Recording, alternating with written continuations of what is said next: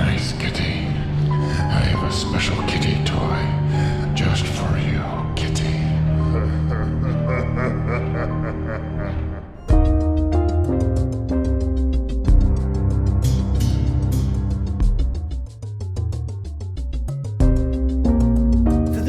Missed last week's video, we left the tough granite-faced secret agent Mr. B being tortured by the inscrutable upholsterer Tiger Tom and his cohort, the inscrutable Ninja Chloe, who, as you may remember, was scruted last week by the intrepid Inspector Dicky of the Yard, he of the eagle eye, hawk nose and pigeon chest.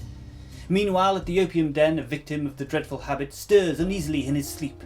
Tossing fitfully in his bunk, he croaks out the words, "What is going on, guys?" Now, to proceed, I'm often asked, and I seldom refuse. Well, it depends really on what I'm asked. But what I'm often asked is why this YouTube channel is based on retro video games and not a channel addressing the events of our time. Well, maybe you're right. We shall give you the facts you ought to know, whoever it may hurt. Boris Johnson sleeps in his pyjamas. Sooty is just a glove puppet manipulated by Richard Cadle. That's a scurrilous lie. It's Richard York in a skin. Mr. B is not fond of sensible jumpers. Meow, meow, meow, meow, meow, meow, meow. Pierce Brosnan is the real father of Pierce Morgan. Pierce Brosnan is the Luton Girls Choir in a skin. Doctor Who has been struck off for unprofessional conduct with a Dalek. Maggie Smith is really a woman. In a skin. Publish and be damned, that's our motto. Not only will we name names, we shall give you places and dates as well. Bognor Regis, 1983. The Steam Room at the Crown Hotel in 1991. The back of Tesco's in Scarborough in 2012. Oh. So you know, Kai. Yes, White Muffin, the jig is up. Ugh. Bugger. Alright, White Muffin, the place is surrounded. Are you going to come quietly? You'll never take me alive. Come and get me, you bastard. Come down from that light bracket. No, Mother, it's better this way. I was never any good. Forget me, Mother. I'm rotten to the core. Pat, lad, this is your brother, Father O'Donovan. Can you hear me, son? Stay out of this, Mike. This is no place for a priest. Stand back, I'm going to jump. No, don't jump.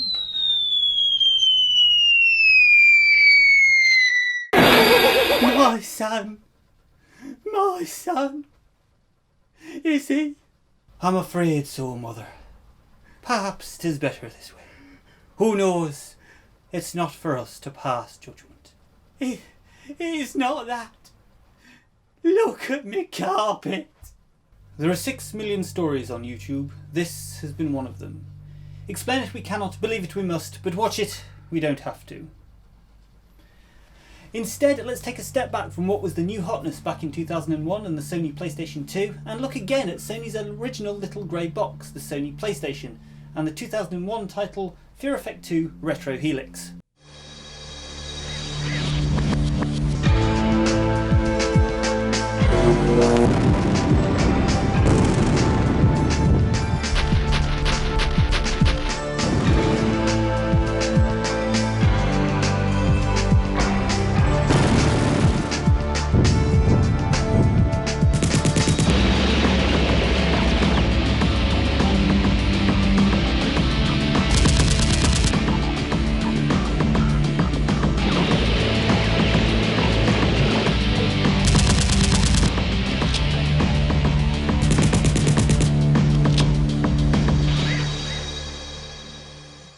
Fear Effect 2 Retro Helix, an action-adventure game developed by Kronos Digital Entertainment and published by Eidos Interactive for the Sony PlayStation. It is the prequel to the 1999 game Fear Effect. Since I didn't get to cover the first game, let's get people up to speed on this cult classic series. Somewhat overshadowed by its more successful survival horror cousins Resident Evil and Silent Hill, and also released months before the PlayStation 2, the original Fear Effect introduces us to 3 mercenaries, Hannah, Deke and Glass, in a mafia ransom plot in the survival horror genre that pulls its horror themes from Chinese mythology.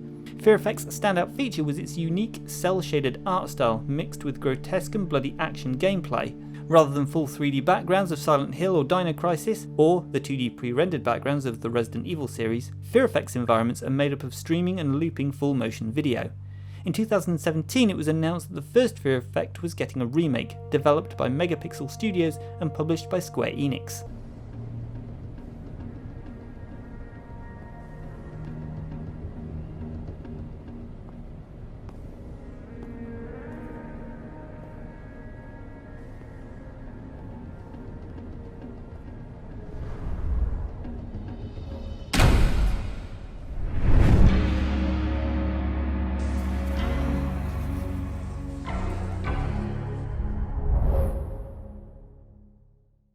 Back now to Fear Effect 2 Retro Helix.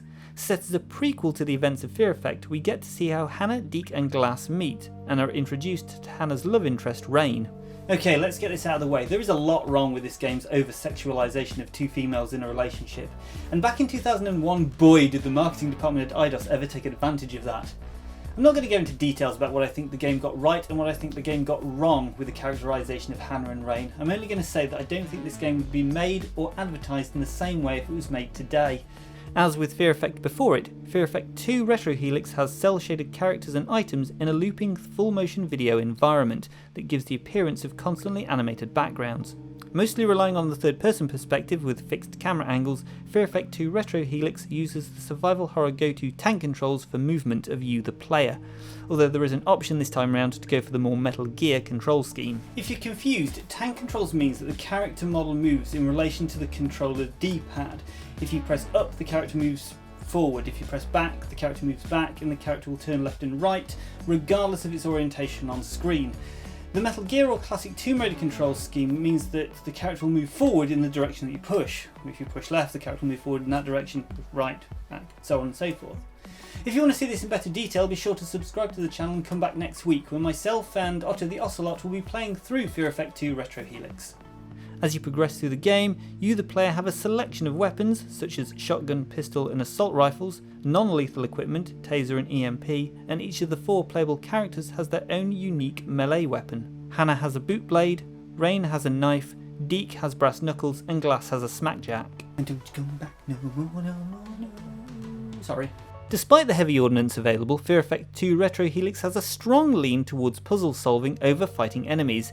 Indeed, enemies are few and far between, and the game tries to invoke a sense of suspense and build up tension, which you could say makes the game quite easy. However, to counteract that, you the player can die with relative ease, either from numerous instant death scenarios or from enemy attacks. This game was trying to be Dark Souls before Dark Souls. Rather than a health monitor or life bar, both Fear Effect and Fear Effect 2 Retro Helix had a fear gauge. Once you're in the red, you're dead. Okay, I didn't mean for that to rhyme. Whilst I like the series was trying something different with the idea that you were scared to death after being attacked by a swarm of rats, the game's sometimes over-violent FMVs... Look, watch this clip and you tell me what you think killed poor Hannah.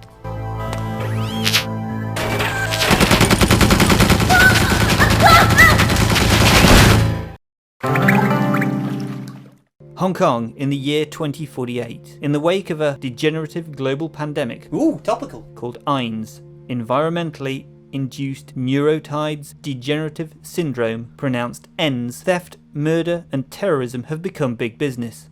Hannah Tuvachil and Rain Quinn are freelance operatives, Royce Glass is a washed up former soldier, and Jacob Deke DeCourt is a cutthroat assassin.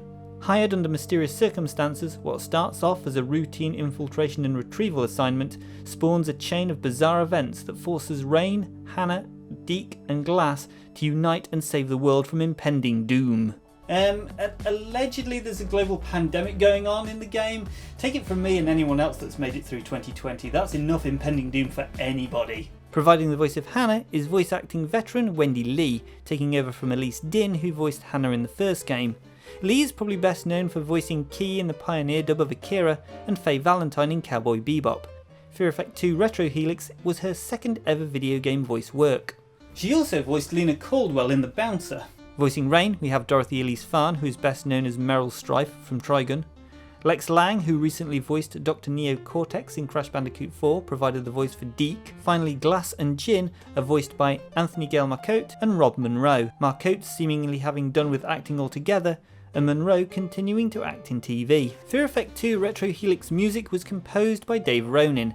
The soundtrack is classic survival horror. Whilst not as memorable as Silent Hill or Resident Evil soundtracks, there are some good atmospheric tracks in there, but nothing I can say that is worth listening to outside of playing the game. Whilst it's never been officially released, it is easy enough to listen to on YouTube and has seen some bootleg releases in the past.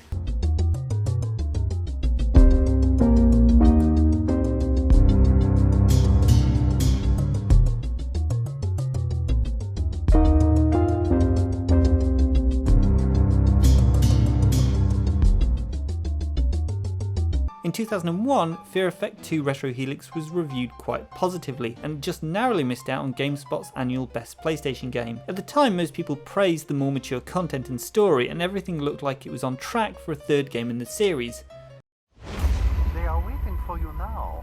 So after all this time, she finally makes her move. I have done as I promised. Do not forget your side of the arrangement. Try as I might, Jen, I can't ever seem to get rid of you. You'll get what you deserve. Where am I? I need to let my friends know where I am. They cannot find you here. Just tell me where I am. You know the answers already, Hannah. But only when you truly see will you understand.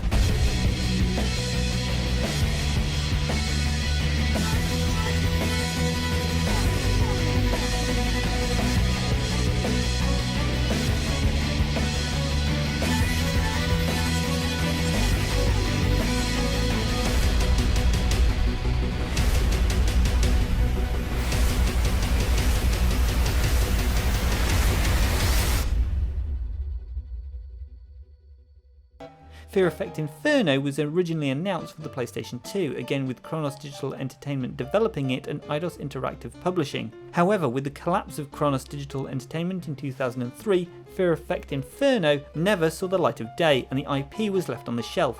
Until 2015, Square Enix announced that it would allow developers to create games based on some of their old Eidos IPs via the Square Enix Collective project. In March of 2018, Fear Effect Sedna was released, an indie isometric video game that was a sequel to the first Fear Effect and was co-written by the first game's writer. I won't lie, I've been looking forward to covering Fear Effect 2 Retro Helix for a while, partly because it's yet another game from my youth that I love, but also because I dropped the ball and didn't get to cover the first game in the series a couple of years ago. Should you play Fear Effect 2 Retro Helix today? The game isn't perfect, it certainly has retro charm. It might at the very least be worth an afternoon if you're in the mood for some old school PlayStation retro goodness, but if you're not caught by the storyline, feel free to walk away.